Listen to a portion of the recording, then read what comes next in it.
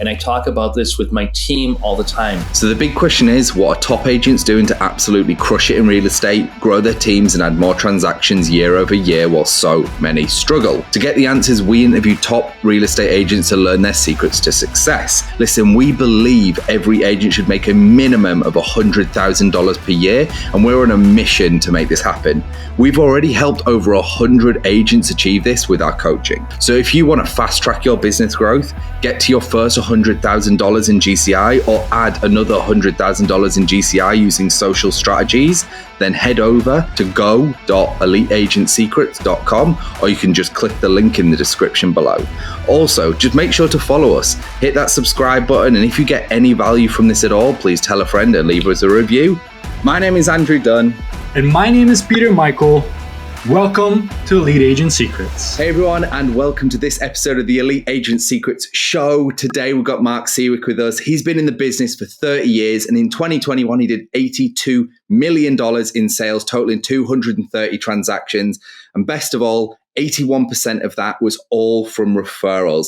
I would hazard a guess that that's got something to do with 30 years being in the business. Mark's here to drop some heat for us today on a variety of topics very prevalent in today's market. So we're looking forward to diving in. Mark, thank you for agreeing to come on the show. How are you doing, buddy? Thank you for having me, bud. I appreciate it. This is an honor. This is going to be a fun one. I'm so excited to dive into your topics, but just like we do, we need to have a little bit of context. Take us back to day one. How did you get started in real estate? And take us through your journey. Oh, well, all right. That's always, I love when I'm asked that question. And the reason it's, my father was a cop in the city of Buffalo.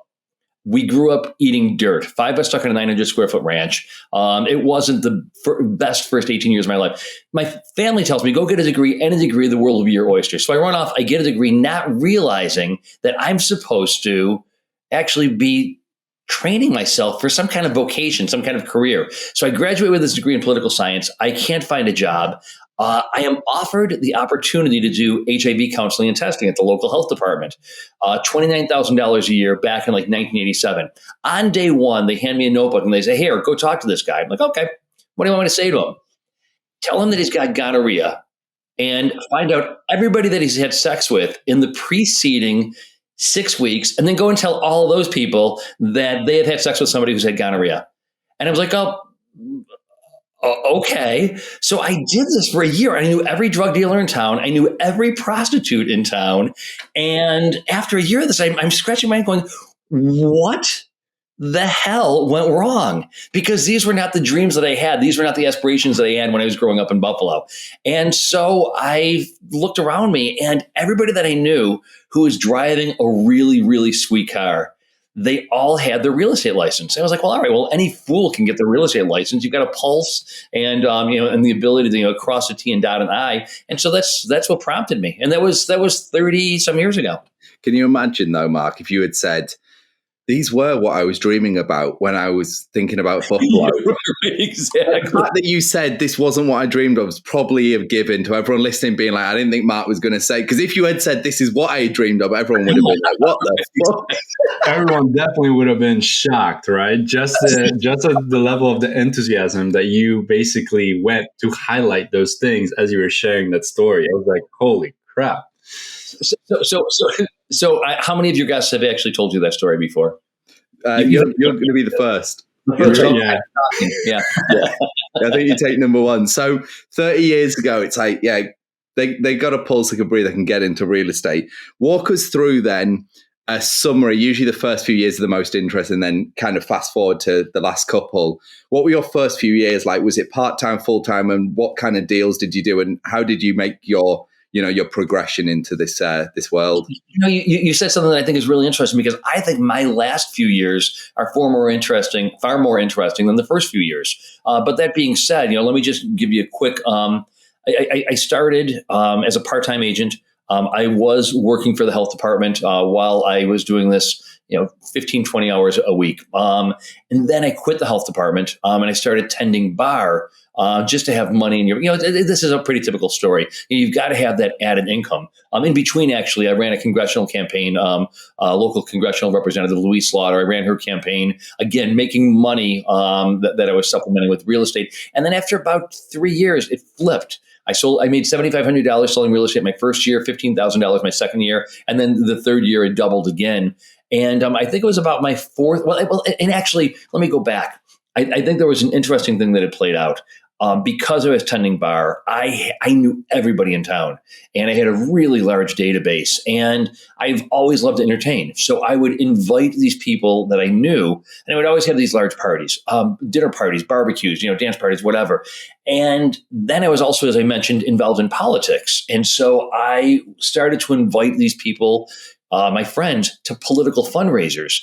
And after a while, I began to take the social database and the political database, and those two databases became the fuel that started to ignite the real estate career.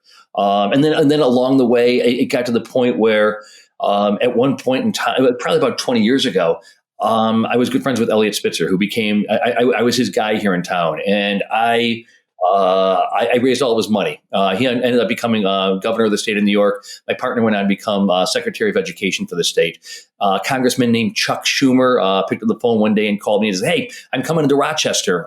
Can you pick me up?" And I raised all of Chuck's money until he became and was ultimately elected to the U.S. Senate. So it was that my best friend is one of the guys we had asked him to run for mayor here in the city. So it was sort of interesting. So it started out very, very, very slow, asking people to run for city school board or city council. But as a result of just perseverance and throwing more and more logs on the fire, the database of friends started to grow larger and larger. And the fundraisers that I was hosting became more and more interesting and more financially lucrative for the candidates. And again, those two databases fueled the real estate database, and boom, it took off. So when you got in, you just literally leveraged that network you'd built, and you came out the gate swinging. Do you remember what that kind of looked like? Number of deals you did in your first year, second year, things like that? Oh yeah, I think that I had sold my first year. It would have been $500,000 worth of real estate. Nothing. My second year, I sold $1 million worth of real estate. But again, I was trying to keep money in my. I was trying to keep another job in order to have money in my pocket. It was the third year when I think I sold $2 million, and then by year four, by year three, I was doing this all. It was my only source of income. And by year four, I had to hire a part-time assistant, who the following year became a full-time assistant. So it's been an interesting journey. And believe me, for a kid who grew up on a 900 square foot ranch, I am living the most remarkable and incredible life. And there's not a day that goes by where I don't give thanks for the privilege that I currently enjoy. But man, it was a slog and it was a journey. Right, and then. So fast forward us now then, because I know this, I think the later part of your story is actually going to wrap up into your first topic, which is an interesting one, but essentially bring us back now to the last couple of years, through the pandemic and everything that's been going on there, how those years have been for your business wise. And then I think this will also make a nice transition into your first topic, which is to do with breaking bread. And by the way, I tend to prattle. So if I'm going on, I'm watching the two of you on video, just slice your throat, and that'll be my signal, to cut myself off. So let me go back to almost 2 years ago to the day. As a 55-year-old man, I have my first ever panic attack. I'm completely flipped out because at the time, my partner and I owned a restaurant. The governor said we had to close down the restaurant. I've got a lot of rental property, and I rent to university students. The university closed down. All of the kids were fleeing, going back to New York, going back to Boston, et cetera. And then I was told that my real estate, I couldn't sell real estate either. We were told that I just had to completely close down all of. I thought I was going bankrupt. And again, coming from where I came from, spending 30 years creating a financial safety net for myself. And that's been the impetus, just creating this financial safety net. I completely flipped out. And it was a free fall for 10 days until I started to pull myself out and figure out what's the game plan. And part of the game plan, honestly, was trying to reach out to not only friends, but also real estate clients who had become friends. And I started to reach out to them, not as a real estate agent, but just checking in on them and just calling and saying, this is terrifying. This is really scary. Are you okay? And every week that this was going on, I would find that I would have 5, 6, 7 conversations during the course of the week in which a friend was in a really, really bad place. Well, because we had closed the restaurant, we had these enormous cans of pumpkin pie filling. I'm like, what the hell am I going to do with all this pumpkin pie filling? I started making pumpkin bread, loaf after loaf after loaf, and I would just jot a note to the friend who was experiencing a hard time, and I would deliver it. Which just saying, you know what, you're not in this alone. We're going to get through this together. And as a result of doing that, friendships were strengthened, and then ultimately we come out of this. And I think that I'm a better agent because I'm focused not on the next sale. I'm focused on the relationship. I'm focused on a more holistic understanding of who my clients are and what is the relationship that I have with those clients. Is this helpful? Is this yeah, it's fantastic. So. Absolutely. Just to kind of touch on your point too, I just actually had a recent experience where I took an extra hour and a half, and I was sharing this with Andrew the other day, just listening to the person that wanted to list their house and why they didn't list with somebody that they've done pretty much all of their, 5, 10, 15 transactions up until this point before I walked into their life. And it came down literally to exactly what you just said, Mark. It came down to something super small where just they didn't stop by, for 5 or 10 or 15 minutes where they could have had the conversation, but the person was at home. They haven't seen them, that whole year. Yep. And lo and behold, the person just didn't feel like the relationship was there anymore because she wasn't listing their house at the time. Yep. There was, there was nothing kind of like holding that relationship together anymore. And if you think back the past few years, I got myself into very serious trouble as an agent about 4 years ago. In that every journal article that I read, every conversation that I had, every coach that I spoke to, it was all about leveraging technology. And we did a great job of leveraging technology over and over and over. But what I realized was that I was starting to, there was a distance that was being created between myself and my clients. And it took me a little bit of time to actually figure that out. But once I figured it out, I immediately realized you got to go back to basics. You've got to create these relationships. You got to reignite and reaffirm the relationships with your clients, and then use technology not as a substitute for, but as a tool and a leverage to help manage these relationships. And it's been awesome. It's just been great. If you think back the past 5 years in particular, I'm supposed to hate you because you're a Republican or a Democrat, or being told that African Americans are supposed to hate the white community, or we're supposed to hate. I mean, like there was so much anger and so much hostility, and social media is so toxic. People are desperate for community. They're desperate for relationships. They're desperate for communication. And if you are willing to embrace those around you, then commerce will. If commerce is secondary and the relationships are primary, you will have a very, very, very successful career. Yeah, it comes your way. Mark, let me ask you one question here. Sorry, Andrew, to kind of jump in because this has been something that I've been just thinking about, right? How do you find the balance between reaching out to people and building the relationship without them feeling that you're just trying to get the next transaction, right? Because I know sometimes, like if I haven't spoken to somebody, like I have a process where it's like, okay, I get them in the house, I check in on them periodically, holidays give me another excuse, like I'm plugged in with them on social media. That creates, a little bit of proximity in some sense. But then it's like, hey, I haven't talked to you in 6 months. What's up? You got a referral for me? Right? Yeah. Like I want to make sure that I'm not putting that intent out there, because my intent is just to like check in genuinely. Hey, how's it going? What are you guys up to? Would love to see you.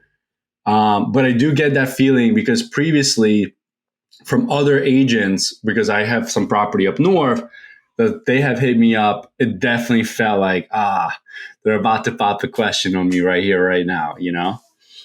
And I think what you're describing is authenticity. And I talk about this with my team all the time. People can sniff out. And so I've got a database of about 2,000 people that I keep in touch with great frequency. But there are a lot of people that I've conducted business with. I just didn't have a meaningful relationship with them. They're not good people or bad people. It's not right or wrong. It's just that I didn't connect with them. So they're not part of. But these again, I'm old. I've been doing this for 30 some years. So I've got a large database. But I think, Peter, if I were in your shoes, I would. You said something, and I can't quite recollect the phrase that you used. But instead of picking up the phone in 6 months and saying, "Hey, I'm looking for the next lead," just set commerce aside, set real estate aside, and just call them as a friend. Bake them a loaf of bread, metaphorically, bake them a loaf of bread. And so, but I think that I've got the privilege right now of having a team of 14 people, and as a result of that, 4 of them are agents, but we've got a client concierge and a social media coordinator and a marketing coordinator, 2 listing coordinators, a transaction coordinator, and an operations director. And we keep in touch throughout the year. Next month, last night I did a cocktail party for 14 current clients. But next month, the 100 people who refer the most business to me, we're taking them to a very, very nice country club for a very expensive, very nice cocktail hour. The month after that, all 2,000 people will be invited to the Red Wings game. It's a minor league baseball game. Over the summer, everybody will be invited to my weekend house. There's a huge carnival for kids. In October, we give away pumpkins, and we have everybody come to a farm, and there's hay rides and all that. In November, we deliver 2,000 pies to our former clients in the week before Thanksgiving. So we're just constantly keeping in touch with our clients in this way. I mean, that's all in the micro. And at some point, before the end of the hour, we'll talk a little bit about what it is that I'm doing in terms of marketing to the masses. We'll talk a little bit about marketing in the macro, but in the micro, it's very, very. So when I'm picking up the phone and calling somebody, they're not like, "Oh shit, it's Seawick. He's clearly looking for something." It's like, "Oh, Mark's calling. What's going on?" Yeah, I think it's because the number of touch points that you have and the authenticity behind your outreach, and the level of your personality that you really bring in. Even if you are, quote unquote, not the best buddies with somebody, it's still the intent when you're reaching out to them isn't for something. It is to just like, "Hey, just checking in, what's happening? Hey, we'll only invite you to this," or "I don't know if you know about this that's happening," right? Yep. So, yep, it's very valuable. I picked up from it all was the fact that if Mark said he didn't connect with people, it's not going to be hot on my follow-up list, because it's harder if you don't have that real relationship. And I think people try and force that for the lead, right? Which is why it feels inauthentic. So going back to then the last couple of years, Mark, and these relationships that you have nurtured and honed, how did that end up playing out business-wise for you then? Did you see growth, stagnation, or, decrease in volume over the last couple of years during the pandemic? Last year was our best. So 2 years ago, we did $62 million in sales. Last year, our sales increased 30%, and we did $82 million. And again, if you go back just before the pandemic, that's where I was realizing, oh my God, I've screwed up. I'm so focused on technology that I've forgotten about relationships. So within a year and a half of my pivot back to relationships is when this escalation started to take place. When you say focusing on technology versus relationships, we're talking about like automating outreach, like automated lists, automated email, automated text, versus like you actually picking up the phone, calling, texting manually, reaching out to these individuals? Yes. So, a focus on sending newsletters and emailing on my blog post. And relying on social media to communicate with thousands of people at the same time. And there is definitely a role. Now don't get me wrong. You'll just let me know when it is you want me to pivot into the macro. But I was so focused on technology and the privilege that technology provided me in terms of communicating with large numbers of people very, very, very easily. I was so focused on technology and the macro that the micro, the one-on-one, the interpersonal relationships suffered. Oh, and by the way, you might not have known this, but we've already helped over 100 agents cross over $100,000 per year and up in GCI with our predictable and scalable systems. So if you're interested in learning more about our courses and coaching to help you scale your business to 6 figures and beyond, then head over to go.eliteagentsecrets.com.